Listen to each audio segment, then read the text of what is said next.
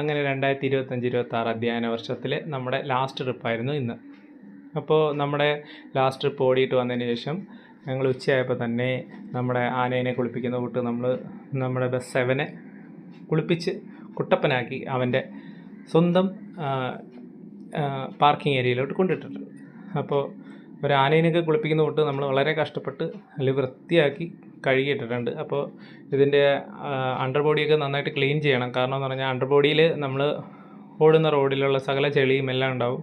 അപ്പോൾ നമ്മൾ കയറ്റിയിടുന്ന വഴിക്ക് അവിടെ തുരുമ്പൊക്കെ വരാൻ സാധ്യതയുണ്ട്. അപ്പോൾ ഇത് ഈ വർഷമാണ് നമ്മുടെ ചെറുവിശ്വ ഫാമിലിയിലേക്ക് ഈ 7ാം ബസ് എടുത്തത്.